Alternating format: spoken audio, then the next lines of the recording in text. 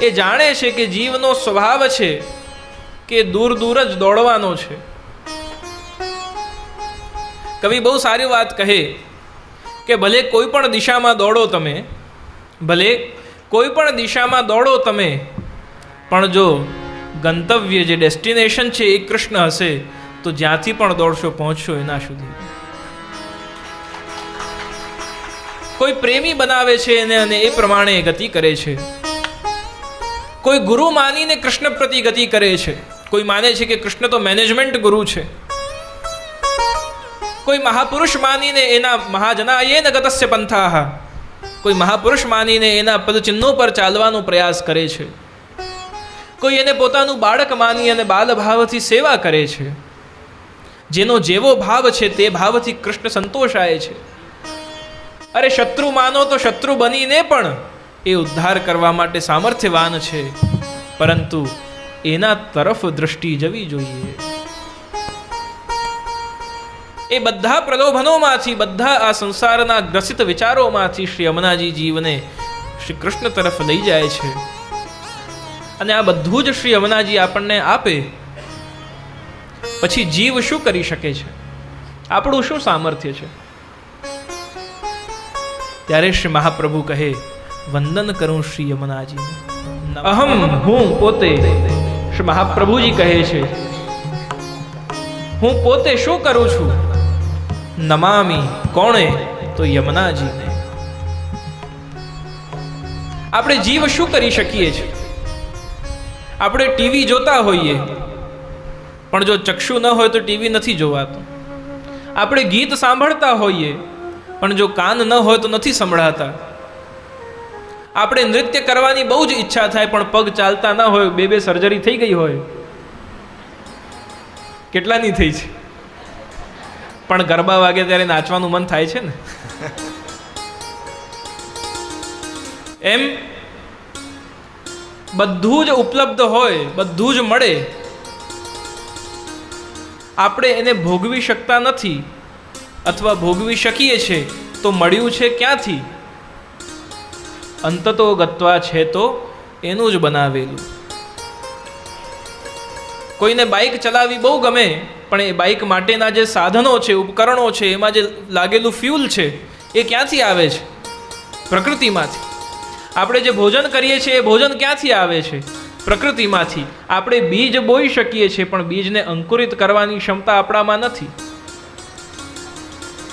એ ખીલી પણ જાય, એમાં ફળ પણ આવી જાય, પણ ફળમાં રસ પૂરવાનો સામર્થ્ય આપણામાં નથી. એમાં રસ પણ ભરાઈ જાય, આપણે એને ખાઈ પણ લઈએ, પણ પચાવવાની ક્ષમતા આપણામાં નથી. તો આ બધું જ આપણે કરી લઈએ છીએ, પણ અંતતો ગત્વા કરેલું કોણું? કરતે હો તુમ કનૈયા, મેરા તો નામ હો રહા હૈ. આ બધું કરનારો જે છે, પત્રમ પુષ્પમ ફલમ તોયમ યો મે ભક્તઃ પ્રયચ્છતિ, આ બધું જ જે એનું બનાવેલું છે, આપણે શું કરી શકીએ છીએ? તેરા તુજકો અર્પણ સિવાય બીજું કંઈ નથી કરી શકતા. આપણી પાસે શું પોતાની સત્તાનું એવું છે કે જેને કહી શકીએ કે આ 100% મારું જ છે? કોઈ કહે કે આ ઘર મારું, કોઈ કહે આ ગાડી મારી, કોઈ કહે આ પરિવાર મારો, ઘણીવાર કોઈ કહે આ ચંપલ મારા છે, એ પણ ચોરાઈ જાય છે. જે જે વસ્તુ માટે જીવ પોતાની સત્તા બતાવે છે, અંતતો ગત્વા એનું છે નહીં. નેપોલિયને બહુ સારી એક વાત કરી. જેણે આટલા બધા યુદ્ધ લડ્યા, અડધા વિશ્વને જીતી લીધો યુદ્ધ કરીને, એટલા બધા રાજ્યોમાંથી ધન ભેગું કર્યું, પણ છેલ્લે મરતા વખતે એણે એક શરત રાખી, 3 નિયમો રાખ્યા, 3 વસ્તુઓ માંગી. આપ ઘણા બધા જાણતા હશો.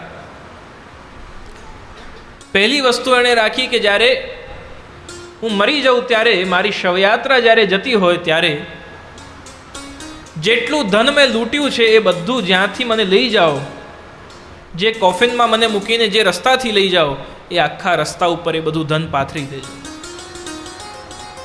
બીજી વાત એણે કહી કે જ્યારે મને લઈ જાઓ ત્યારે મારા પરિવારજનો, સગા સંબંધીઓ, પુત્રો, પત્ની, કોઈ પણ મને હાથ લગાવે નહીં. એ બધા અગાસી પર ઊભા રહીને ખાલી જુએ મને. અને જે સૈનિકો સાથે હું યુદ્ધ લડ્યો છું એ સૈનિકો મને ઉચકીને લઈ જાય. અને ત્રીજું કહ્યું કે જ્યારે મને લઈ જાય તો એ કોફિનમાંથી મારા હાથ બંને બહાર રાખે.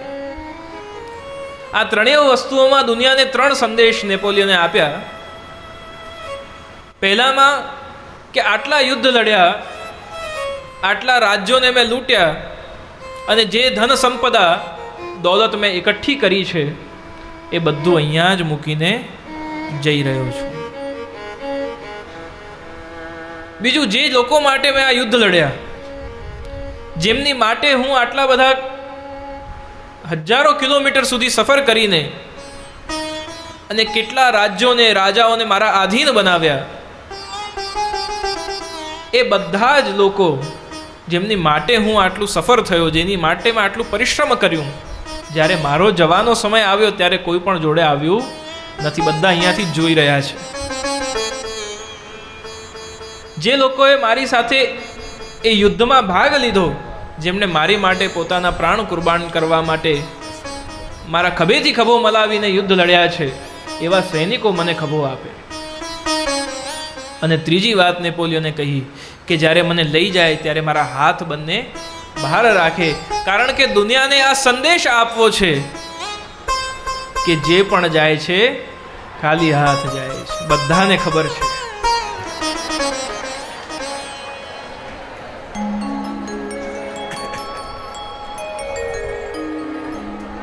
जाना तो खाली हाथ ही है. साज सजा ले चतुर अलबेली, साजन के घर जाना होगा. नहा ले धो ले शीश गुथा ले, वहां से फिर नहीं आना होगा. मिट्टी उड़ावन मिट्टी बिछावन, मिट्टी में मिल जाना होगा.